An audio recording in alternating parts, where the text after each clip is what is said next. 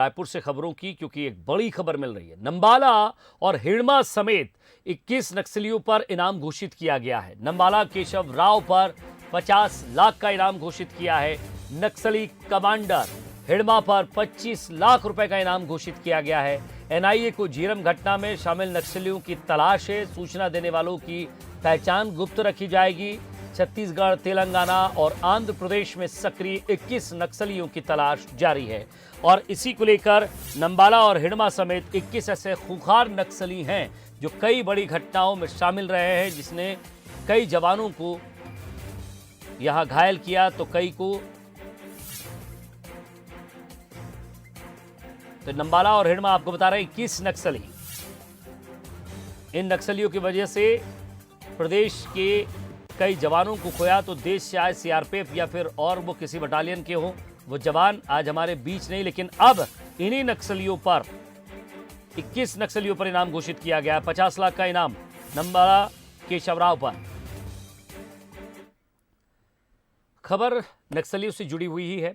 बेमेतरा में पहली बार एक नक्सली गिरफ्तार हुआ है। जी हां, पहली बार बेमेतरा में कोई नक्सली गिरफ्तार हुआ है। 5 लाख का इनामी नक्सली गिरफ्तार किया गया है। इलाज कराने आए नक्सली को गिरफ्तार किया है। तो बेमेतरा के एके हॉस्पिटल से इसे गिरफ्तार किया गया है। एके हॉस्पिटल को भी सील कर दिया गया है। 7 जून से अस्पताल में भर्ती था ये इनामी नक्सली और आप देखिए कि इस इनामी नक्सली पर इनाम भी था। तो वो इनाम की राशि आपको बता दें, 5 लाख की इनामी राशि, और वो 5 लाख का इनाम इस पर रखा गया था। और आप सोचिए कि किस तरह ये चुपचाप इस अस्पताल में आकर लेटा और अपना इलाज करवा रहा था।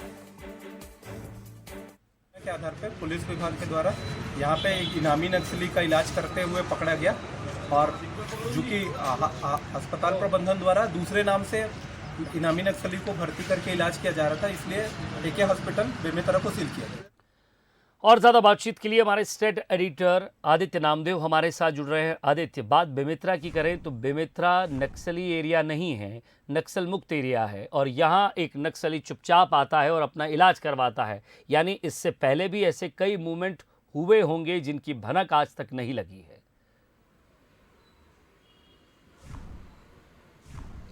बिल्कुल, इंटेलिजेंस की ये बड़ी जो है सीधे तौर पर मैं कामयाबी कहूंगा, क्योंकि रायपुर छत्तीसगढ़ की जो इंटेलिजेंस की टीम है उस टीम ने इनपुट दिया था बेमेतरा पुलिस को और जिसके बाद इस नक्सली की अरेस्टिंग हुई। देखिए विजय जी, बहुत साफ है, एमएमसी कॉरिडोर नहीं है। मध्य प्रदेश, महाराष्ट्र और छत्तीसगढ़ का ये कॉरिडोर नहीं है, ये बस्तर का कॉरिडोर नहीं है, दंडकारण्य कमेटी का एरिया नहीं है।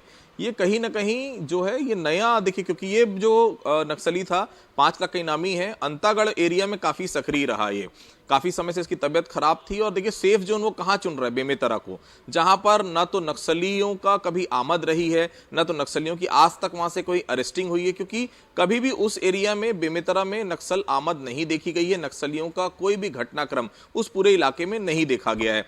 अब अचानक अगर वहां जाकर इलाज करवाया जा रहा है, और देखिए अस्पताल की भूमिका भी संदिग्ध है। आप अपना आइडेंटिटी कार्ड दिखाएंगे तब आपको वहां पर जो है वो भर्ती लिया जाएगा। कैसे दूसरे नाम का आइडेंटिटी कार्ड बन गया, कैसे हॉस्पिटल ने उसे एडमिट कर लिया, ये भी जांच का विषय। इसलिए शायद प्रथम दृष्टया कहीं ना कहीं उसमें चूक हुई है, इसलिए उस हॉस्पिटल को सील किया गया है। फिलहाल देखिए जो एडीजी नक्सल ऑपरेशन है विवेकानंद साहब, उनसे थोड़ी देर पहले ही बात हुई थी, उनका साफ तौर पर ये कहना था अंतागढ़ एरिया में ये सक्रिय रहा है और ये इसमें कोई दो राय नहीं कि बेमेतरा जैसे शांत शहर, जो काफी छोटा सा नया जिला बना हुआ है बेमेतरा, वहां पर अगर नक्सली आ रहे हैं इलाज कराने, तो पहली ऐसी घटना है जिसमें आपने इंटेलिजेंस दिया और वहां पर अरेस्टिंग हो गई।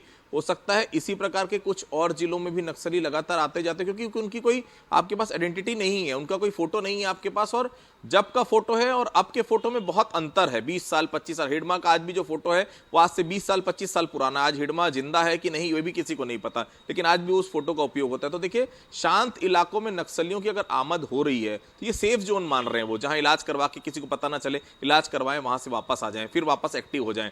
तो इस पे गहन देखिए, क्योंकि शहरी नेटवर्क पूरा मदद करता है। नक्सल एरिया में ही जो नक्सली काम करते हैं वो नहीं, जो अर्बन नेटवर्क है, जो शहरी नेटवर्क है लगातार जो छत्तीसगढ़ में शुरुआती तौर में 2010-2012 के आसपास फूटा था छत्तीसगढ़ में, 2007-2008 में, ये वो लोग हैं जो मदद करते हैं कहीं ना कहीं। ये वो क्योंकि जब नक्सली जंगल से निकलते हैं तो ये जो शहरी नेटवर्क के जो अलग अलग पायदान होते हैं, जो अलग अलग चेहरे होते हैं, जो शहरी नेटवर्क के तौर पर जाने जाते हैं, जिनका आज भी चेहरा एक आम छत्तीसगढ़िया के तौर पर ही देखा जाता है, वो कहीं ना कहीं ऐसे लोगों की मदद करते हैं और उन्हीं की मदद से ऐसे नक्सली जो हैं इन इलाकों में सक्रिय होते हैं। फिलहाल उसकी अरेस्टिंग हो गई और लगातार पूछताछ उससे जारी है। बिल्कुल। और नक्सल मामलों की जानकार डॉक्टर वर्णिका शर्मा भी हमारे साथ जुड़ रही है। आदित्य, आप बने रहिएगा हमारे साथ, उनसे भी हम बातचीत करेंगे। डॉक्टर वर्णिका जी, स्वागत है आपका बंसल न्यूज़ पर। जी नमस्कार। जी वर्णिका जी, आज की अगर हम बात करें तो 3 नक्सलियों ने सरेंडर किया, एक जगह एक नक्सली गिरफ्तार हुआ, 2 लाख का इनामी था। आज एक और नक्सली को गिरफ्तार किया गया बेमेतरा से, जिस पर 5 लाख का इनाम था। और सबसे बड़ी बात ये कि ये नक्सल मुक्त इलाका है, ये नक्सली इलाका नहीं है। जी बिल्कुल। इसमें एक बात स्पष्ट तौर पे बताना चाहूंगी कि हम लोग एक बहुत ही दुविधा का विषय है या ये कहें विडंबना है कि हम किसी क्षेत्र को नक्सल प्रभावित क्षेत्र या नक्सली संघर्षग्रस्त क्षेत्र ऐसे के रूप में तभी उल्लेखित करते हैं जब वहाँ पे वारदात होती है। मतलब नक्सल प्रभावित क्षेत्र इज डायरेक्टली प्रोपोर्शनल टू कि वहाँ पे कितनी नक्सल वारदात हुई है, तब हम ये दर्ज करा पाते हैं कि वहाँ पे नक्सलियों की आमद है। जबकि संपूर्ण गुरिल्ला लड़ाई के विषय में जब हम अध्ययन करेंगे तो साफ तौर पे पता चलता है कि नक्सलियों का या माओवादियों का उद्देश्य केवल रक्त रंजित संघर्ष नहीं होता, वो तो अंतिम पड़ाव होता है। उसके पहले वो एक प्रकार से अपने स्थल का भी चयन करते हैं, जो उनका एक प्रकार से ऑपरेशनल जोन होता है। जिस प्रकार ऑपरेशन से पहले किसी व्यक्ति के शल्य क्रिया से पहले एक प्रकार की तैयारी की भी एक अवस्था होती है, तो उस प्रकार की ये तैयारी की भी अवस्था में होते हैं। और वैसे भी कुछ क्षेत्र हैं जहां पे ये केवल शेल्टर लेने के लिए भी या आश्रय लेने के लिए भी उन क्षेत्रों का उपयोग करते हैं। तो ये जो माओवादी हम देख रहे हैं या जो सरेंडर हो रहे हैं, ये इसी प्रकार के हैं जो इनके फ्रंटल ऑर्गेनाइजेशन के लिए कार्य करते थे, स्मॉल एक्शन पॉकेट्स के रूप में काम करते थे। तो ये चीज हमको बहुत अच्छे से ध्यान में रखनी चाहिए और इनके पूरे संगठनात्मक ढांचे को बखूबी समझ के काउंटर स्ट्रेटेजी प्रिपेयर करनी चाहिए। जी बहुत बहुत शुक्रिया डॉक्टर वर्णिका जी हमारे साथ जुड़ने के लिए और बातचीत के लिए। और साथ ही साथ हमारे स्टेट एडिटर आदित्य नामदेव, आपका भी बहुत बहुत शुक्रिया।